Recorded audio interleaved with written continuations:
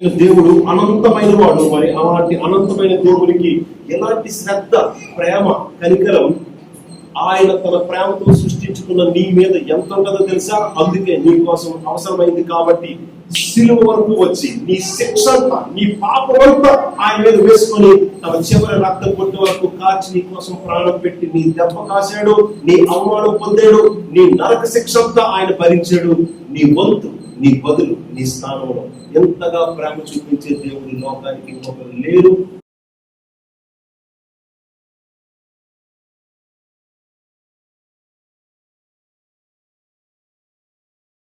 ప్రపంచం అంతా అంగీకరిస్తారు, అన్ని మతాల్లో ఉన్నది. ఇదేదో నేను పక్కది వెళ్తుంది అని చెప్పట్లేదు. జీ అంటే జనరేటర్, సృష్టికర్త.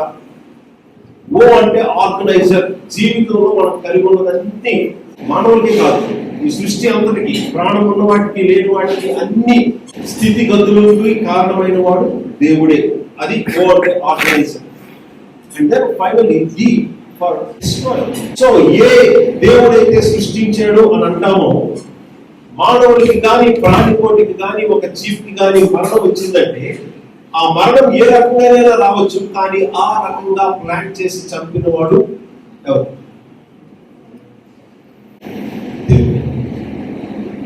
సో ఈ జీవితం, పుట్టుక, మరణాలు ఎవరివి అంటే కంప్లీట్లీ దేవుని వశం.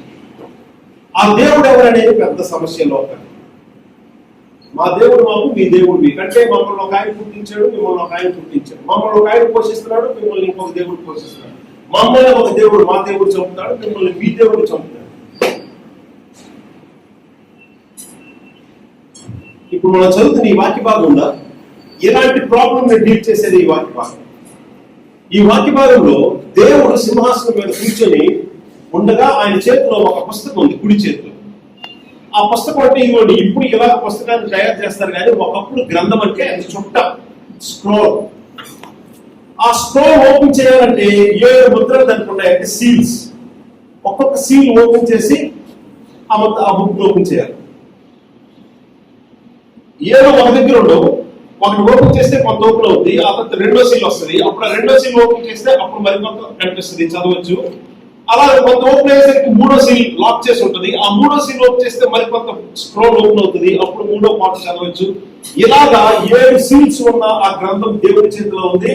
ఆ దేవుడి చేతిలో ఉన్న ఆ గ్రంథం తీసుకొని ఆ సీల్స్ ఓపెన్ చేసి అందులో ఉన్నది చదవడానికి, చూడడానికి ఎవ్వరూ సరిపోలేదు. ఎక్కడ పరలోకంలో గాని, భూమి మీద గాని, భూమి క్రింద గాని ఏ ఒక్కరికి శక్తి లేకపోయాను.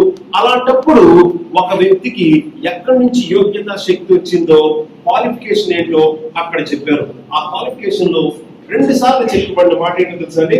చూడండి, 2 సార్లు చెప్పబడిన మాట. ఆ 9వ వచనం, ఆ పెద్దలు అంటున్నారు, నీవు ఆ గ్రంథమును తీసుకుని దాని ముద్రను విప్పుటప్పుడు యోగ్యుడు. ఎలా వచ్చింది ఈ యోగ్యత అంటే, అదిగో ఆ తర్వాత మాట, నీవు వధింపబడిన వాడవై. ఇది పెద్దలు చెప్తున్న మాట. దేవుడు రాయించిన ఇంకో మాట చూడండి, అద్భుతమైంది. ఆ పైన 6వ వచనం, మరియు ఆ సింహాసనములకు 4 జీవులను, పెద్దలకు మధ్యను వధింపబడినటువంటి గొర్రె పిల్ల నిలిచి చూచింది.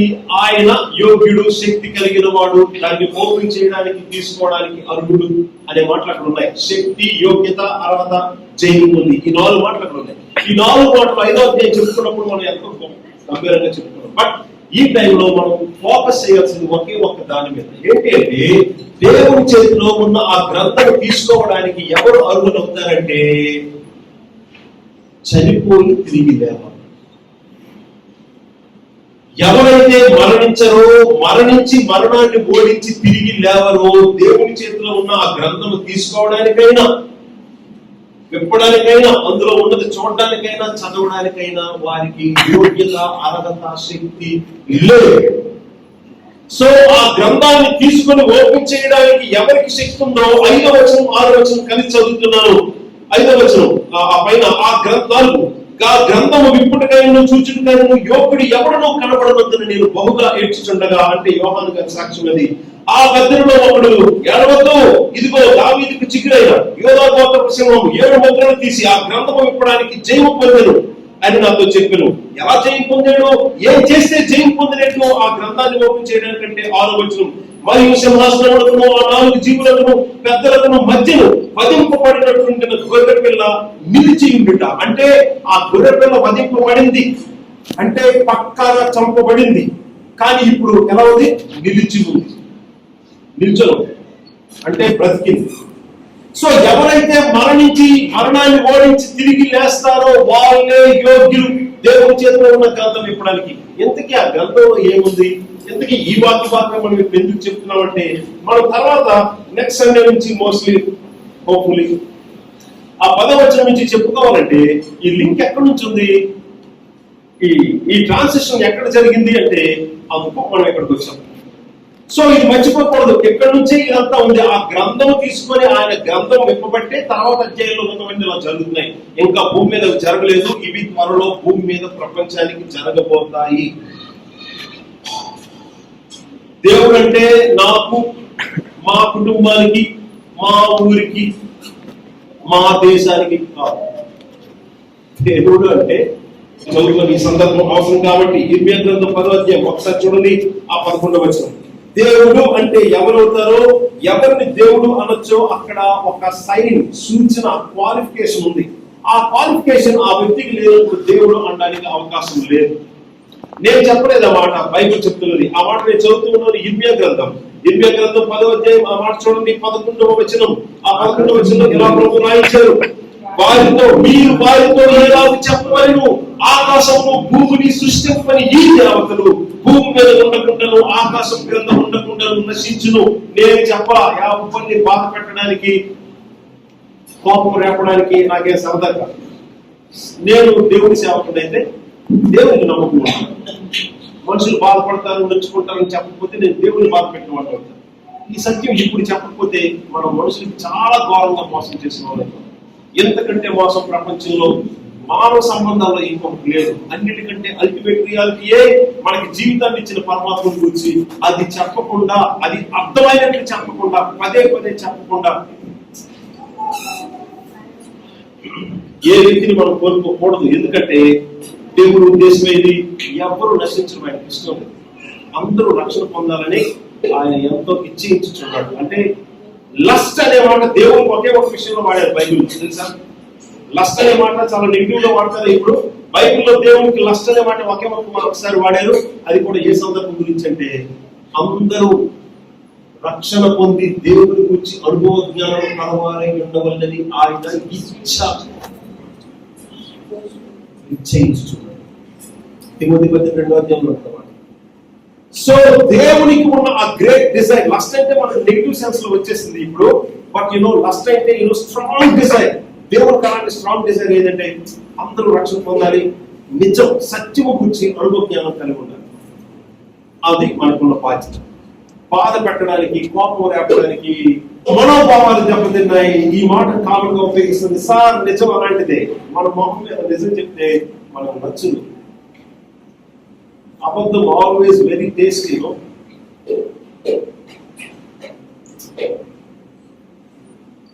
తెలియని దేవుడి కంటే తెలిసిన దెయ్యమే బెటర్ అనేది మన ఫిలాసఫీ. దూరం ఉన్న దేవుడి కంటే దగ్గర ఉన్న దెయ్యం మాకు ఓకే ఫైన్, అది మన ఇండియన్ ఫిలాసఫీ. కానీ సత్యం చెప్పాల్సిన బాధ్యత ఉంది. ఇప్పుడు మనం చూసిన 11వ వచనంలో ఉన్న ఆ క్వాలిఫికేషన్ ఏంటో తెలుసండి. ఎవరిని దేవుడు అనొచ్చు? సెంచరీ మీద సెంచరీ చేస్తే క్రికెట్ దేవుడు అయిపోతున్నాయా? ఒక్క మూవీ కూడా ఫ్లాప్ లేదు, అన్ని గొప్ప హిట్లే. ఇప్పుడు మూవీ ఇండస్ట్రీలో దేవుడు అయిపోతాడు. దేవుడు అనే మాట చాలా గొప్పది, చాలా ప్రత్యేకమైనది. అంతకంటే గొప్ప మాట లేదు. ఆ దేవుడు అనే మాటకి ఉన్న ఫిలాసఫీ ప్రపంచంలో ఎంతో విస్తారమైంది. కొన్ని ఎవరిని దేవుడు అనొచ్చండి? ఇదిగో ఇక్కడ బైబిల్ చెప్తుంది, ఈ మాట చూడండి. మీరు వారితో ఎలా చెప్పవలెను, ఆకాశమును భూమిని సృష్టించని ఈ దేవతలు. అక్కడ దేవతలు ఉంది, కానీ ఇంగ్లీష్ బైబిల్లో చూస్తే గాడ్స్ అనే ఉంటుంది. సో ఎవరిని దేవుడు అనొచ్చు, ఎవరిని దేవత దేవుడు అనాలి అంటే ఇదిగోండి ఇక్కడ ఉన్న ఈ వచనం ప్రకారం ఆకాశమును భూమిని సృష్టించని ఈ దేవతలు భూమి మీద ఉండకుండా, ఆకాశం క్రింద ఉండకుండా నశించెదరు. అంటే ఎవరినైతే దేవుడు అన్నారో వాళ్ళు ఏం చేసి ఉండాలి? యా ఆకాశమును భూమిని సృష్టింపని ఈ దేవతలు అని దేవుడు అన్నాడంటే, ఓ ఎవరినైతే దేవుడు అనాలి, ఎవరిని దేవుడు అనొచ్చు అంటే ఆ యొక్క వ్యక్తిని దేవుడు అనాలి అంటే వాళ్ళు నన్ను కన్నారు, నన్ను పుట్టించారు కాబట్టి మా అమ్మ నాన్న దేవుడు కాదు. ఈ భూమిని ఆకాశాన్ని సృష్టిస్తేనే ఆ వ్యక్తిని దేవుడు అన్నారు. సో భూమిని ఆకాశాన్ని సృష్టించిన వ్యక్తిని దేవుడు అన్నాడు. దేవుడు అవమానించు. నిజంగా ఒక ఆయన ఉన్నాడే, ఆయన అవమానించడం. మరి నేను ప్రభావం చెప్తుంటే నువ్వు కాదు, ఇదిగో ఇది సృష్టించింది అని దీనికి నేను సాగిలు పడితే నేను చేస్తున్నది ఏంటో తెలుసా? ఆయన్ని ఘోరంగా అవమానిస్తుంది. ఘోరంగా. ఒక టైంలో నాకు తెలిసిన ఒక పెద్ద ఆయన ఏదో కోర్టులో కేసు ఉందంటే వెళ్ళారు. ఆయన కాదు, వేరే వాళ్ళు.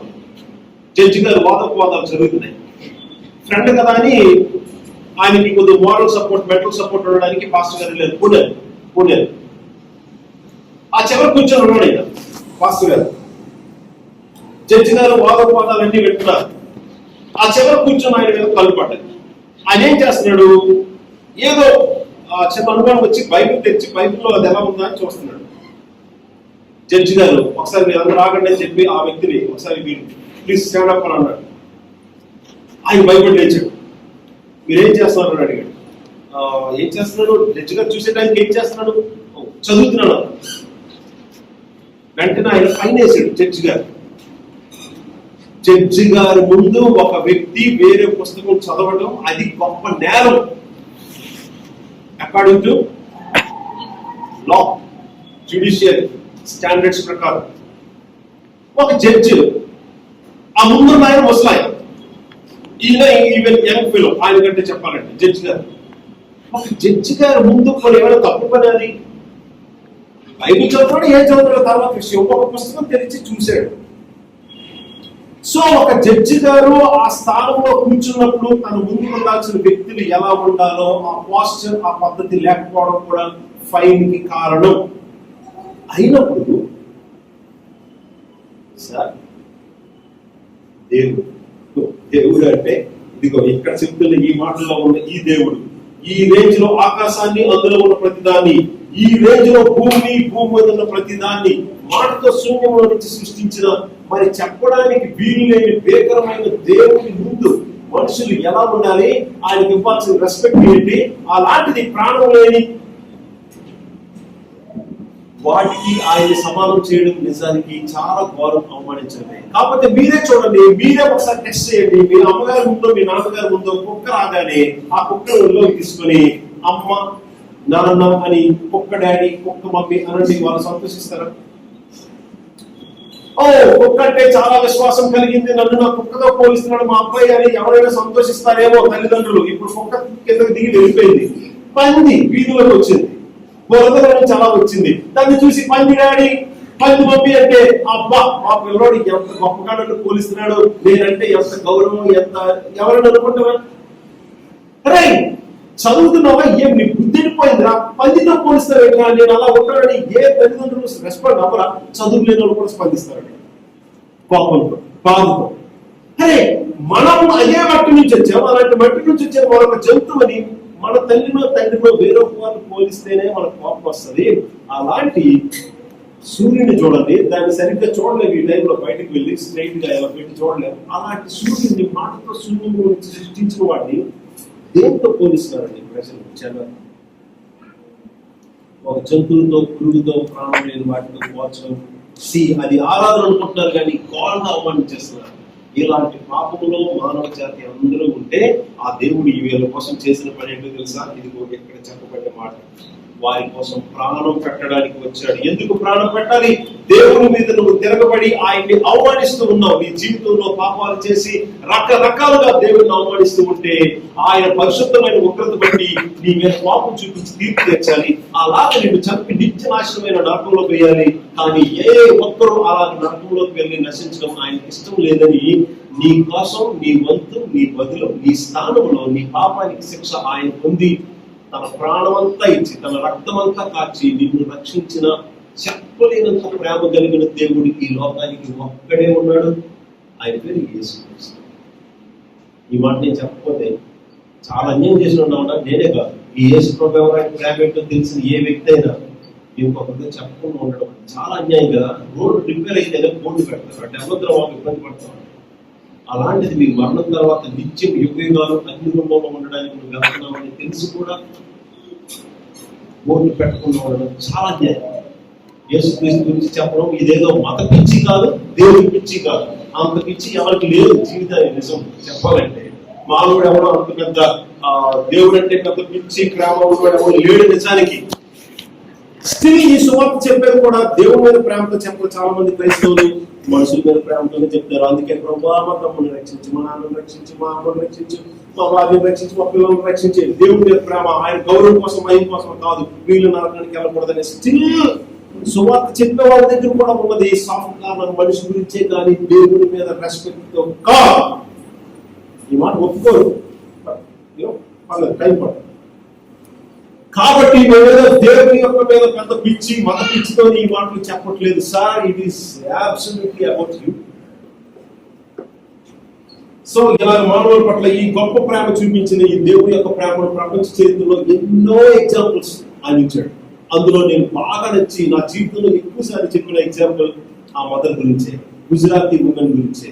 భూకంపం వచ్చింది, బిల్డింగ్ పడిపోయింది, వేల మంది చచ్చిపోయింది. ఆ భూకంపంలో ఒక పెద్ద బిల్డింగ్ పడిపోతే ఆ బిల్డింగ్ కింద నుంచి చిన్న పాప ఏడుపు వినిపిస్తుంది. ఎప్పుడు గుర్తించేది చిన్న పాప ఏడుపు అంటే మరుసటి రోజు, ఈ రోజు మధ్యాహ్నం 12 గంటల భూకంపంతో బిల్డింగ్ పడిపోతే మరుసటి రోజు సాయంత్రం 5 గంటలకి 6 గంటల ప్రాంతంలో చిన్న పాప ఏడుస్తున్న ఆ ఏడుపు శబ్దం వినిపించారు. వెంటనే వాళ్ళందరూ వచ్చి వర్క్ చేశారు. బుల్డోజర్స్, ట్రాక్టర్స్ తానుతో కట్టి ఆ పైన పడిపోయిన స్లాబ్ గోడలన్నీ జాగ్రత్తగా తీసి మొత్తానికి ఒక చిన్న బేబీని రెస్క్యూ చేశారు. అరౌండ్ రాత్రి 10 టైంకి. ఆ చిన్న బేబీ ఎలా ఉందో తెలుసా? చూస్తే కనీసం 1 సంవత్సరం వయసు కూడా ఉంది. 1 సంవత్సరం వయసు కూడా లేని ఒక చిన్న బేబీ బ్రతికే ఉంది. అది కూడా ఎలాగో తెలుసా? ఈ భాగం అంతా రక్తపాతంతో బ్రతికే ఉంది. అరే ఈ పాపను చూస్తే 1 సంవత్సరం వయసు లేదు, 10-11 నెలల వయసు ఉంటుంది. ఎంత చిన్న బేబీ వాటర్ తాకుండా, పాలు తాకుండా, రక్తం కక్కేసుకుంటూ మరుసటి రోజు సాయంత్రం ఈ టైం వరకు, అంటే 30 గంటల వరకు ఎలా బతుకుంది, అసాధ్యం కదా అని అనుకుంటున్నారు అందరూ. కానీ ఈలోగా ఆ లైటింగ్ పడి ఎవరో చెప్పారు అక్కడ ఇంకెవరో ఉన్నారని. సో ఆ తర్వాత అక్కడున్న ఒక బాడీని తీశారు. ఈ పాప వాళ్ళ తల్లి ప్రాణం లేదు, ఒక్క దెబ్బ కూడా బాడీ లేదు, కానీ ప్రాణం లేదు ఆమె. ఈ ఒక దెబ్బ కూడా బాడీ మీద లేదు, కానీ ప్రాణం లేదు. ఎలా చచ్చిపోయింది అనుకున్నారు. ఆ తర్వాత వాళ్ళు కొద్దిగా గమనిస్తే అర్థమైంది, ఆ 2 చేతులు రక్తం పాత్రలు ఉన్నాయి. ఇంకా జాగ్రత్తగా చూస్తే 2 చేతులు వేలుది. వాళ్ళకి అర్థమైన విషయం ఏంటో తెలుసా? భూకంపం వచ్చి బిల్డింగ్ ఒకేసారి కొలాప్స్ అయిపోతే ఆ పాప తల్లి పడిపోయారు. ఆ తల్లి ఆ పాప దగ్గరికి తీసుకోవడానికి అవకాశం లేదు, అదంతా పడిపోయింది. ఎంతో మించి ప్రయత్నిస్తే చెయ్యి మాత్రం వదులుతుంది ఆ పాపకి. ఈ పాప చీకటికి, ఆ శబ్దానికి, ఆ తర్వాత కొంతసేపటికి ఆకలికి ఏడుస్తా ఉంటే ఆ పాప ఆకలికి తల్లికి అర్థమైపోయింది, నేనేదో చేసి పాపకు పాలు నీరు పెట్టకపోతే ఇంకా పాప ఏడుస్తూ కుక్క పెట్టి ఆకలికి ఏడుస్తూ గొంతారిపోయి చనిపోయే పరిస్థితికి వస్తుంది. తల్లికి ఎప్పుడు బాగా అర్థమైందో అప్పుడు ఎలాగో ఆ పాపను తీసుకుని పాలు పెట్టాలి, కానీ తీసుకోవడానికి పాప రాదు, నీరు వెళ్ళలేదు, చెయ్యి మాత్రం ప్రయత్నిస్తూ ఉంటుంది. సో ఫైనల్ గా ఆమెకు వచ్చిన ఆలోచన, ప్రయత్నం ఇది. ఎలాగోలాగా నా పాప కడుపునప్పుడు పాలు నీరు ఇవ్వలేదు, చెయ్యి మాత్రం అందుతుంది. ఏం చేయగలను? అంతే, ఒక్కొక్క వేలు కొరికేసి పాప నోట్లో పెట్టుకుంటే ఇప్పటికి మా అమ్మ గుర్తొచ్చేది, నేను ఇప్పుడు పెడుతున్నది పాలు అన్నట్టు ఆ గాయమైన వేలులో నుంచి వస్తున్న రక్తాన్ని పీల్చేస్తూ పాప సర్వైవ్ అయింది. ఒక గాయం కొద్దిసేపటికి గడ్డ కట్టేస్తే అందులో నుంచి ఆ రక్తం ఏదో రావట్లేదని ఆ పాప కలుస్తూ తాగుతుంటే ఈ తల్లికి ఇంకా నొప్పి అనిపించిందేమో. దానివల్ల ఇంకొక వేలు కొరికేసుకుని ఫ్రెష్ గా పెట్టడం బెటర్ అనిపించి మరొక వేలు అలాగే చేతులుకున్న ఆ 10 వేలు గాయమై ఉన్నాయి, రక్తం కాచి. ఆ తర్వాత కూడా చెప్పారు డాక్టర్స్, ఈమె చనిపోవడానికి కారణం గాయం, హార్ట్ అటాక్ కాదు, ఈమె చనిపోవడానికి కారణం బ్రతికి ఉండడానికి అవసరమైనంత బ్లడ్ లేక. ఒక తల్లి, మనలాంటి స్వభావం కలిగిన తల్లి, తన బిడ్డను చేతులారా ఆకలితో ఏడుపుతో చనిపోవడం చూడలేక అవసరమైతే తను బ్రతకడానికి కారణమైన చివరి రక్తపు బొట్టు వరకు దారపోసి తన బిడ్డను బతికించుకుని తను మరణించేటప్పుడు అలాంటి తల్లిని ఎంత గొప్ప లోకాన్ని సృష్టించిన దేవుడు పట్టించుకోకుండా నేను యెరూషలేము కొండ మీద ఉన్నాను, నా దగ్గరికి ఎవడొస్తాడో వాడికే నేను ఇస్తానన్నాడంటే వాడు లంచకుండా ఉంటాడు కదా దేవుడు. అప్పుడు దేవుడు ఎలా ఉంటాడో తెలుసా? ఒక అమ్మకి, ఒక తండ్రికి నీ జీవితం ఎంత ఘోరంగా పాడు చేసుకున్నా నిన్ను బాగు చేయాలి, ఎలాగో బాగు చేసుకోవాలి అని ఒక కన్న తండ్రికి, కన్న తల్లికి ఉంటుంది. పక్కింటోడు ఉండదు, పక్కింటి పిల్లలు పాడైపోతాయి. వీధిలో పిల్లలు పాడైపోయి ప్రమాదంలో పడితే ఆ వీధిలో ఉన్న వేరే వాళ్ళు ఏడ్చారు, బాధపడిపోరు, రిస్క్ తీసుకోరు. నిజంగా కన్న తల్లిదండ్రులకే ఉంటది ఆ బాధ్యత, ఆ ప్రేమ. ఎలాగైనా పిల్లల్ని బాగు చేసుకోవాలి, కాపాడుకోవాలి అని.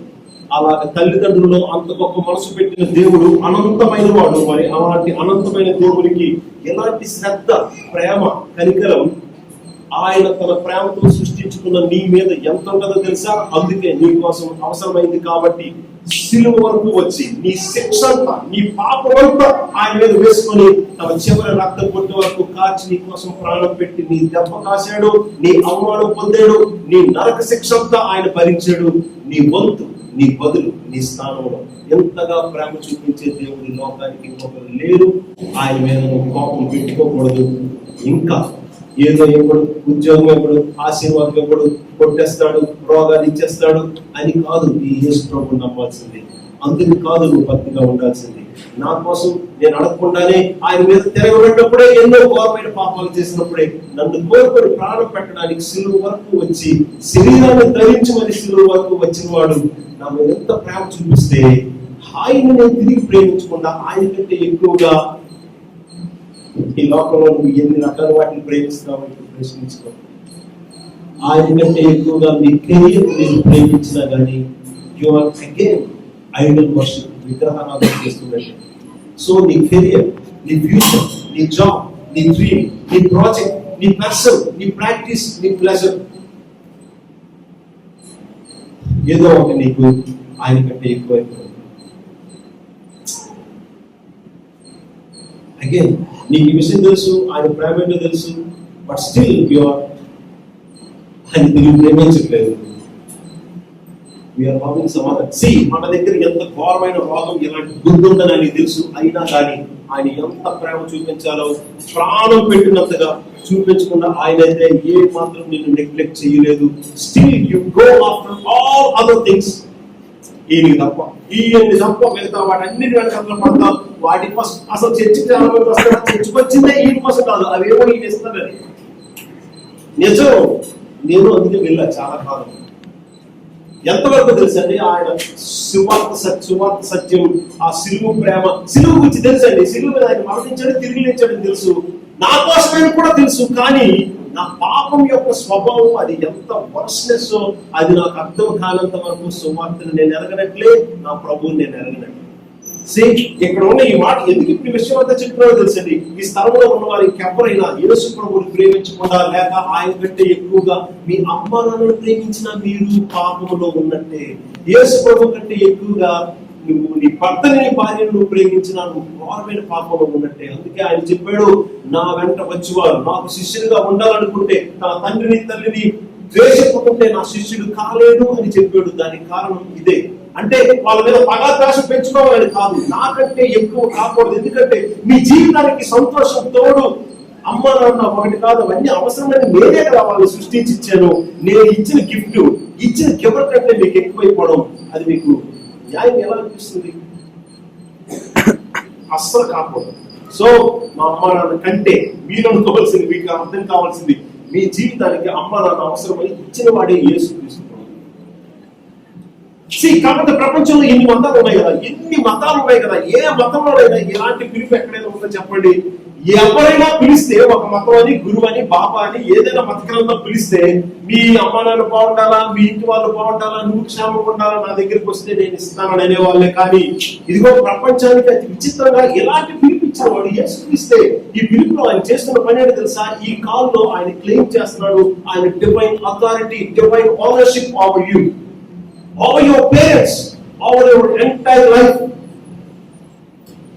అమ్మ నాన్న దేశపుకుంటే నువ్వు నా శిష్యుడు కాలేవంటే అమ్మ నాన్న కంటే నువ్వు ఎక్కువేంటి? ఎస్, నువ్వు ఆలోచించాలి. అవును, అమ్మ నాన్న కంటే నేను ఎక్కువ కాబట్టే వాళ్ళకంటే నువ్వు నన్ను ఎక్కువ ప్రేమించాలా, నన్ను ప్రేమించలేని వాడు నా శిష్యుడు కాలేడు కాబట్టి మీరు రావక్కర్లా అని ఎలా పిలిచాడండి? ఎలాగ పిలిచినా కానీ ప్రపంచ చరిత్రలో ఎక్కువ మంది జనాలు ఆయన్నే ఫాలో అవుతున్నారు.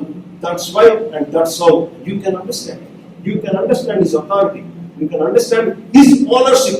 ఆయన నీ మీద ఎంత హక్కు కలిగి ఉన్నాడో. That's how he's challenging. లోకమంతటికి challenge చేస్తాడు. అందుకే మీరు ప్రమాదం ఉన్నప్పుడు మీకోసం అవసరం అయితే ప్రాణం పెట్టడానికి కూడా ఇదిగో ఎంత ఘోరమైన అవమానమో సిలువ అంటే. ఈ రోజు కూడా యేసుక్రీస్తు ఏంటో తెలియక పాపం ఎంతో మంది ఘోరమైన మాటలతో అవమానిస్తున్నారు. కానీ అంత అవమానాన్ని ఎందుకు భరిస్తూ ఉన్నాడంటే నిన్ను ప్రేమిస్తున్నాడు కాబట్టి. నీ కోసం ఎంతైనా కాదు, సిలువ మరణాన్ని భరించిన వాడు మాటని, తిట్టుల్ని, అవమానాన్ని భరించుకుని ఎందుకుంటాడు? నీ కోసం అవమానాలు పడుతున్నాడని నువ్వు కూడా చీప్గా చూడకూడదు ఆయన్ని. క్రైస్తవులు ఈ సత్యం తెలిసి కూడా ఆయన కంటే ఎక్కువగా దేవుడు కోరుకొని కన్నగట్టుని జీవితాలు దానికోసం బతికేసి ఓ దేవుడా అస్సలు ఇష్టమే ఉండదు. ఎందుకంటే జీవితం దాకా దేవుడు మతం ఏదో ఆయన కామన్ అనుకుంటారు. కాదు సార్, ఈ దేవుడు ఎంత ప్రేమ ఉందో నీ పట్ల, ఎంత కనికరం ఉందో, ఎంత టెండర్నెస్ ఉందో ఈ దేవుడి యొక్క ఇంకొక సైడ్ ఇప్పుడు చూడండి. ఈ దేవుడి యొక్క ఇంకొక సైడ్ ఇప్పుడు చూడండి. ముందే చెప్తాను కదా మీకు 2 విషయాలు చెప్తానండి. ఆ 2 విషయాల మొదటిది, ఇదిగో ఇలాగా వదింపబడినట్టు ఉండే గొర్రెపిల్ల, ఇప్పుడు వదింపబడినట్టు ఉండే గొర్రెపిల్ల నిల్చొని ఏం చేస్తుందో ఇదిగో ఇప్పుడు మనం మాట చెప్తున్నాం. సందర్భం ఏంటో తెలుసండి, ఆ గ్రంథం. ఆ గ్రంథమే సందర్భం. ఎందుకంటే ఆ గ్రంథంలో ఏముంది, ఆ ఇప్పితే ఏమవుతుంది, తీసుకుంటే ఏమవుతుంది, అది తీసుకొని ఆ ముద్రలు విప్పి ఆ గ్రంథాన్ని ఓపెన్ చేసి చదివితే ఏమవుతుంది, అలా చదవగలిగే వాడు ఎవరు? ఈ విషయాలన్నిటికీ మనం చాలా డీటెయిల్ గా చూసాం. కొద్ది వేగంగా ఈ మాటలు చెప్తున్నాడు. జీఓడి కార్డ్ లో జీఓ 2 మాటలే చెప్పాను. ఈ పుస్తకానికి సంబంధించిన ఈ క్లాస్ అంతా డి గురించి. అంటే ఆ పుస్తకాన్ని, ఆ గ్రంథాన్ని, దేవుని చేతిలో ఉన్న ఆ గ్రంథాన్ని ఎవరైతే ఓపెన్ చేసి విప్పుతారో ఈ భూమి మీద అతి భయంకరమైన నాశనాలు, తెగుళ్ళు, యుద్ధాలు, భూకంపాలు, రోగాలు, ఒక మాటలో చెప్పాలంటే నరకానికి కొన్ని కోట్ల మందిని కాదు మనుషులందరినీ వేసేటట్లు తీర్పు తీర్చబోయే దేవుడు కూడా ఈయన. అరే అలా దేవుడు తీర్పు తీర్చాలంటే ఆయనకు అధికారం ఉంది, సర్వాధికారం ఉంది, తీర్పు తీర్చొచ్చు కదా, ఎందుకు చెప్పుకోవాలంటే అదే లాజిక్. ఇదిగో ఎంతమందిని ఈ భూమి మీద ఉన్న మనుషులందరినీ అట్లీస్ట్ ఒక 500 కోట్ల మంది, 500 కోట్ల మంది, మీకు అర్థమవుతుంది ఏం చెప్తున్నాడో? 500 కోట్ల మందిని 7 సంవత్సరాలు చంపుతారు. 500 కోట్ల మందిని 7 సంవత్సరాలు ఈ భూమి మీద చంపుతున్నాడు. ఇంకా జరగలేదు, స్టార్ట్ అవుతుంది. ఒక 7 సంవత్సరాల్లో ఈ భూమి మీద 500 కోట్ల మందిని చంపుతున్నాడంటే మీరు బయటకు వెళ్తే ఎక్కడైనా ఒకటే వాసన వచ్చేది, శవాల నుంచి వచ్చిన వాసన. ఎక్కడ చూసినా శరీర భాగాలు పడే ఉంటాయి, కుళ్ళిపోయి ఉంటాయి, పక్షులు లాగుతూ పీటుతూ తింటూ ఉంటాయి. ఇదే జరగబోతుంది త్వరలో ఒక 7 సంవత్సరాలు. 7 సంవత్సరాలు 500 కోట్ల మందిని ప్రపంచంలో నువ్వు ఎక్కడ దాక్కున్నా అక్కడ నిన్ను చంపడానికి దేవుడు యాటం బాంబు పంపించక్కర్లేదు. ఇదిగో ఆయన పంపించే రోగాలే చాలు. అతి విచిత్రంగా రకరకాలుగా జస్ట్ 7 years పీరియడ్ లో 500 కోట్ల మందిని చంపడానికి దేవునికి నీతి, న్యాయాలు, ఎథిక్స్ ఎప్పుడుంటాయో తెలుసా? ముందు ఆ మరణంలో నొప్పి, బాధ, కష్టం, వేదన, భయం అనుభవిస్తే తప్ప అంతమందిని చంపడానికి ఆ దేవునికి న్యాయంగా హక్కు లేదు. సో ఇన్ని కోట్ల మందిని చంపి ఆ తర్వాత అందరినీ నరకంలో వేయాలంటే ముందు నరకం లాంటి శ్రమ, శిక్ష, బాధ, నొప్పి, భయం, మరణం అనుభవించాలి. మరణాన్ని, మరణంలో ఉన్న వేదనలు, భయాన్ని అనుభవించిన వాడు ఎంతమందిని అన్ని రకాల వేదనలతో, భయాలతో చంపే హక్కు లేదు. ఈ భూమి మీద ఏ దేవుడైతే మరణాలతో మనుషుల్ని చంపుతూ ఉన్నాడో, చంపబోతున్నాడో, నాశనం చేయబోతున్నాడో ఈ లోకాన్ని, అలా ఆ దేవుడు చెయ్యాలి అంటే ఆయనకి నీతి న్యాయాలు ఉంటే అందరికీ తెలిసి, ఈ లోకానికి తెలిసి మరణాన్ని అనుభవించాలి. అలాగే ఈ లోకానికి తెలిసి చేతకాని వాడు లాగా సైలెంట్ గా ఉండి తలదించుకుని మరణాన్ని ఏ దేవుడు అనుభవించాడో అదే రుజువు, అదే సూచన, అదే గుర్తు. తర్వాత వచ్చి ఈ లోకానికి తెచ్చబోతున్నాడు ఆయనే. అందుకు 2 సార్లు రావాలి ఈ లోకాన్ని సృష్టించిన దేవుడు. మొదటిసారి వచ్చాడు నిన్ను తప్పించే అవకాశం ఇవ్వడానికి. దేవుడు నిజంగా దేవుడైతే మరి దేవుడు బట్టి తప్పిస్తాడు, తప్పించకుండా క్షమించే అవకాశం ఇవ్వకుండా తీర్పు తీరిస్తే అలాంటప్పుడు ఎందుకు ముందు పుట్టించాలని ఎవరైనా అడుగుతారు. కాబట్టి ఇదిగో నువ్వు రక్షించబడ్డానికి, తప్పించబడ్డానికి, క్షమించడానికి, నువ్వు తప్పించుకోవడానికి, రాబోతున్న గొప్ప ఉగ్రత నుంచి నువ్వు తప్పించుకోవడానికి ముందుగా ఉచితంగా, ఫ్రీగా ఈ లోకానికి ఎవరైతే, ఏ దేవుడైతే అవకాశం ఇచ్చాడో అదే రుజువు ఆయన తర్వాత వచ్చి నాశనం చేయడం, తీర్పు తెచ్చబోతున్నాడు. ఆ ఈ రెండింటిలో ఉన్నమాట సేవియర్, రక్షించడానికి, క్షమించడానికి, తప్పించుకోవడానికి ఉచితంగా, ఫ్రీగా, జీవితకాలం ఉచితంగా, ఫ్రీగా ఏ దేవుడైతే అందుబాటులో అవకాశం ఇచ్చాడో ఆయన ఈ లోకాన్ని తీర్పు తీర్చబోతున్నాడు. లోకాన్ని దాని పాపాన్ని బట్టి తీర్పు తీర్చాలి అంటే ఏ దేవుడైనా ముందు క్షమించే అవకాశం ఇవ్వాలి, తప్పించుకునే అవకాశం ఇవ్వాలి, మారే అవకాశం ఇవ్వాలి. అలాగా నీవు మారి నువ్వు బతికి బయటపడడానికి, తప్పించుకోవడానికి, ఉచితంగా క్షమించడానికి ఇదిగో నీ వంతు, నీ బదులు, నీ స్థానంలో శిలువపై మరణించడానికి శరీరాన్ని ధరించవలసిన వాడు యేసుక్రీస్తు. కాబట్టి అవకాశం ఇస్తున్నాడు, మళ్ళీ మాట్లాడుతున్నాడు, మళ్ళీ ఈ సత్యాన్ని, ఈ మాట నీ దగ్గరికి పంపిస్తున్నాడు. ఒక ఫ్రెండ్ నుంచో, ఒక మమ్మీ నుంచో, పేరెంట్స్ నుంచో, అన్ని నుంచో, తమ్ముడి నుంచో, అక్క నుంచో, ఏదో ఒక రకంగా ఏదో టైంలో నీ దగ్గరికి ఈ మాట పంపిస్తున్నాడు. ఎందుకంటే you belong to this programme. నీవు నశించడం, అలాంటి ప్రమాదంలో పడ్డం ఆయనకి ఇష్టం లేదు. కాబట్టి నువ్వు ఎంత తృణీకరించినా, ఎన్ని లాజిక్లు తీసినా, అది అలా రైట్ కాదు, ఇది అలా రైట్ కాదు, ఈ పాయింట్ బట్టి ఇది రైట్ కాదు, నాకు ఎందుకు కరెక్ట్ అనిపించట్లేదు, నువ్వు ఎన్ని రకాలుగా తిప్పినా కానీ మరలా మరొక వ్యక్తి ద్వారా నీ దగ్గరికి సత్యాన్ని పంపిస్తున్నాడంటే అర్థం నిన్ను ఆ రోజు అందులో ఉంచడం ఇష్టం లేదు, ఈ రోజు ఇందులో ఉంచడానికి ఆయన చేస్తున్న పని. That's why and that's how he's giving church ministry. He's sending people. ఎవరైతే వాళ్ళకి సువార్త చెప్తారో, క్రిస్టియన్ ఇన్ఫ్లుయెన్స్ ఉందో, ఈ సత్యం తెలిసిన ప్రతి బ్రదర్, ప్రతి సిస్టర్, మమ్మీ, పేరెంట్స్, ఒకరి కాదు ఫ్రెండ్స్, వీళ్ళు పని చేస్తున్నదే యేసు ప్రభు పంపితే. సో దాన్ని బట్టి మీరు అర్థం చేసుకోండి, మీరు అందులో ఉండడం ఆయనకి ఇష్టం లేదు. మీరు బతికి బయటపడాలి, రక్షణ పొందాలి, నిత్య జీవం ఆయనతో నిత్యం ఆనందించే ఆ జీవితానికి రావాలి. కాబట్టి తన ప్రేమను గురించి తెలియజేస్తూ ఉన్నాడు. అయినా మొండికేసి జ్ఞానులు మాకు తెలిసిందంతా వీళ్ళు గొర్రెలు, ఎవరికి తెలుసు, మాకు తెలిసినంత ఎవరు తెలుసా అని ఈ క్రైస్తవులు దేవుని గురించి, ఆయన ప్రేమ గురించి చెప్తుంటే వెటకారంగా చేసి ఎవరైతే పట్టించుకోని జీవిత కాలంలో సడన్ గా మరణించి మరి నిత్యం కాలిపోవడానికి వెళ్ళిపోతున్నారు. నరకంలో జనాలు పల్లెందుకు పెరుగుతారో తెలుసా? ఈ పాయింట్ కోసమే.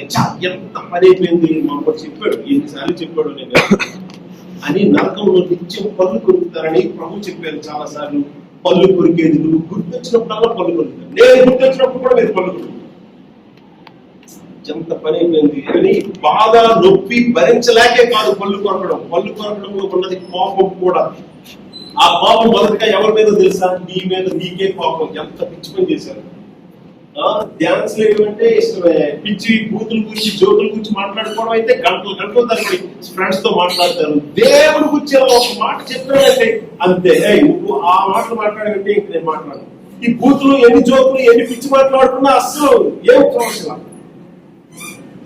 దేవుడు అనే మాట వచ్చేసరికి చాలా మంది ఫ్రెండ్స్ ఎవరు దేవుడి గురించి చెప్తే మాత్రం మాట్లాడుకో, ఇంకేదైనా టాపిక్, ఏ బూత్ టాపిక్ అయినా పర్లేదు మనం మాట్లాడి ఎంజాయ్ చేయడానికి. కానీ దేవుడు అంటే అయ్యో బాబోయ్, దేవుడు అనే మాట మీతో పదే దేవుడు మీ ముందుకు ఎందుకు తీసుకొని వస్తున్నారంటే because he loves you like anything. అన్నిటికంటే ఎక్కువగా నిన్ను ప్రేమిస్తున్నాడు, నీ క్షేమం కోరుకుంటున్నాడు. కాబట్టి నిన్ను కాపాడడానికి, రక్షించడానికి, ఆశీర్వదించడానికి పదే తన ప్రేమని నేను తీసుకొస్తాడు. ఏ మానవులైతే జీవితకాలం ఈ సత్యం వాళ్ళకు అందుబాటులో ఉన్నా, ఉచితమైన క్షమాపణ, రక్షణ అందుబాటులో ఉన్నా, ఈ యేసు ప్రభు యొక్క తెలుగులో ఆయనకి స్థానం ఎవరో వాళ్ళందరినీ దేవుడు ఎక్కడ అయిపోతున్నాడు. ఆయన రెండోసారి వచ్చినప్పుడు తీర్పు చేసిపోతున్నాడు. ఈ లోకం నుంచి నాశనం చేయబోతున్నాడు. ఎవరెవరు మరణిస్తారో వాళ్ళని లేకమని శరీరాలు, ఈ మాట వినండి, ఈలోగా ఎవరైతే మరణిస్తారో నమ్మకుండా వాళ్ళందరినీ తిరిగి లేపి శరీరాలతో లేపి మరి నరకంలో వేయబోతున్నవాడు ఆయనే. చచ్చిపోయి శరీరాన్ని విడిచిపెట్టేస్తే నా శరీరం గాలిలోనో, అగ్నిలోనో, దేవుడిలో కలిసిపోతే మరలా నా శరీరం ఎలా ఇస్తాడంటే ముందు అలాగిస్తాడు, ఇప్పుడు అలాగిస్తాడు. శూన్యంలో నుంచి ఎంత గొప్ప పదార్థాన్ని, ఆకాశాన్ని, భూమిని ఎలా తీసాడో నీకు శరీరం ఎవరో అసలు మ్యాటరే కాదండి. నువ్వు అగ్ని యొక్క వేదనను, నొప్పిని, బాధను భరించడానికి, అలాగే అదే టైంలో అగ్నితో నీ శరీరం నాశనం అయిపోకుండా ఉండడానికి నిత్యం అగ్నిలో కాలుతుంది, కానీ శరీరం నాశనం అవుతుంది. ఎలాంటి చేసాడా? బర్నింగ్ బుష్లోనే చూపించాడు. ఆ అగ్నితో పొద కాలిపోతుంది, కానీ నాశనం అవ్వట్లా. ఒక కట్టె, ఒక పొద, ఒక చెట్టు అగ్నిలో కాలిపోతూ ఉంటే కొద్దిసేపు నాశనం అయిపోదు కదా. నాశనం అయిపోట్ల అగ్నిలో కాలుతూ ఉంది, అగ్ని పొదంతా ఉంది, కానీ పొద మాత్రం అలాగే ఉంది. అలాగా మనుషుని శరీరాలు తొడిగి మరి ఆ శరీరాలు నశించకుండా నిత్యం అగ్నిగుండంలో కాలి వేదన, బాధ పడేటట్లు మనుషులు తీర్పు తీర్చడానికి రాబోతున్నవాడు ఈయనే. అలాగ తీర్పు తీర్చే టైంకి ఇదిగో ఇది జరగబోతుంది. 5వ అధ్యాయం తీర్పు తీర్చే టైంకి, ఈ జడ్జిమెంట్ రాబోతున్న టైంకి ఇది జరగబోతున్నది. తండ్రి అయిన దేవుని కుడి చేతిలో ఉన్న ఆ గ్రంథాన్ని తీసుకొని విప్పి ఈ లోకాన్ని తీర్పు తీర్చడానికి రెండవసారి రాబోతున్నవాడు యేసుక్రీస్తు అంతవరకు నీకు అవకాశం ఇచ్చాడు. నువ్వు ఆయన వైపు తిరగొచ్చు, ఆయన ప్రేమించాలి, ఆయన ముందు సారీ చెప్పాలి. జీవితంలో ఎంతకాలం బతికారు, 20 సంవత్సరాలు ఏమో ఇక్కడ ఉన్న చాలా కాలం, కొంతమంది 40, 50. నీ ముందు ఎందుకు సారీ చెప్పాలో తెలుసా? ఎంతకాలం ఆయన ఎవరు నిన్ను కాపాడి పోషించి రూపురేఖలు ఇచ్చి ప్రతి వెంట్రుకని మన అందాన్ని రూపాన్ని చెక్కి ఒక ఆలోచన, జ్ఞానం, నోట్లో మాట, తెలివితేటల వాటి కాదు జీవితంలో మీరు ఎన్నో అనిపించి ఆనందించారో వాటన్నింటినీ మీ జీవితానికి ఇచ్చిన వాడిని ఇన్ని సంవత్సరాలు మీరు మిస్ అయినందుకు ఏ పాపాన్ని బట్టి ముందు పశ్చాత్తాపడాలి తెలుసా? ఏ పాపాన్ని బట్టి పశ్చాత్తాపడాలి తెలుసా? ఐఎమ్ సో సారీ ఎంతవరకు నేను గుర్తించలేదు. మనం పాపాలు పశ్చాత్తాపడడం అంటే అల్లప్పుడు సిగరెట్ తాగి, అల్లప్పుడు దొంగలాడే, ఇప్పుడు అబద్ధం చెప్పారు, అల్లప్పుడు అది చేశాను, ఇది చూశాను. అవన్నీ ఎందుకు చేశారు తెలుసా? ఈయన ఎవరు తిరుగుబట్టాయి. నీ జీవితంలో ఉన్న పాపాలన్నీ ఫ్రూట్ అయితే దాని యొక్క రూట్ ఈయన ఎవరు తిరిగిపోతుంది. పాపాలు ఫ్రూట్స్ లాంటివి, పళ్ళు లాంటివి, చెట్టుకున్న ఫలాలు లాంటివి. ఆ ఫలాలు రావడానికి కారణం కింద ఉన్న రూట్ అంటే వేరు. సో బయటికి మీ జీవితంలో మనుషుల్లో కనిపిస్తుంది ఇన్ని రకాల ఘోరమైన అపవిత్రమైన పాపాలు, దుర్మార్గత, ఇవన్నిటికి కారణం ఈయన ఎవరు తెలియకపోవడం. So the very root cause of all since, ignoring true creator God. నిజమైన అసలైన సృష్టికర్త అయిన దేవుణ్ణి ఎరగకపోవడమే జీవితంలో ఉన్న అన్ని పాపాలకి కారణం. సో మీరు పాపాలు ఒప్పుకోవడం కాదు, పాపం ఒప్పుకోవాలి. Yes Lord, I am sinner. I sinned against you. నేను నీకు వ్యతిరేకంగా పాపం చేశాను. అందుకే ఇవన్నీ వచ్చాయి. ఏమి? మీ జీవితంలో ఉన్న మిగతా పాపం, జీవితంలో అది మర్డరే కావచ్చు, ఇంకేదైనా కావచ్చు, అలాంటి ఘోరమైన పాపాలన్నిటికీ కారణం ఈయనెవరో ఎరగకపోవడం, ఈయనెవరో తెలియదు కాబట్టి we don't fear God, so we think we God are to ourselves. మనమే దేవుడు కాబట్టి we do whatever we like. That's how all people sin against God. అన్ని రకాలైన పాపాలు జీవితంలో ఉన్నాయి. కాబట్టి మీ జీవితంలో పాపం ఆగాలి అంటే ముందు అసలు పాపం తెలియాలి. ఆ అసలు పాపానికి చెక్ పెడితే మిగతా పాపాలన్నీ కంట్రోల్ అవుతాయి. ఈ రోజు కాకపోతే రేపు అవుతాయి. అసలు సమస్య ఇది. Know your creator God. నీ సృష్టికర్త అయిన దేవుడిని ఎరగాలి. ఆయన నీ కోసం ఎంత ప్రేమ చూపించాడో ఆ ప్రేమ నీకు అవకాశం ఉన్నప్పుడు వినియోగించుకోకపోతే అంత ఘోరమైన తన పరిశుద్ధమైన నీతి తీర్పుని తీర్చడానికి రెండోసారి అందులో మీరు బుక్ అయిపోకూడదని మరలా ఈ మాటలు తెలియజేస్తారు. So you better live for him, you better repent, you must tell him sorry. Sorry అనే మాటకు అర్థం ఏంటి? సారీ అంటే చాలా వేగ్ మీనింగ్ ఉంది. ఆ మాట నా అర్థం రిపెంట్, పశ్చాత్తాపడాలి. నేను పాపం చేశాను, I'm so sorry, please forgive me. ఈ మాటలు మీరు యేసు ప్రభువుతో చెప్పకపోతే మిమ్మల్ని ఎవరు కాపాడలేడు. మిమ్మల్ని ఇక్కడ ఆయన తీసుకొచ్చిన తర్వాత కూడా ఈ మాట మీకు అర్థమయ్యేది చెప్పకపోతే నాకంటే ద్రోహం చేసుకోండి ఇంకోటి. తల వచ్చండి, సిద్ధపడదాం.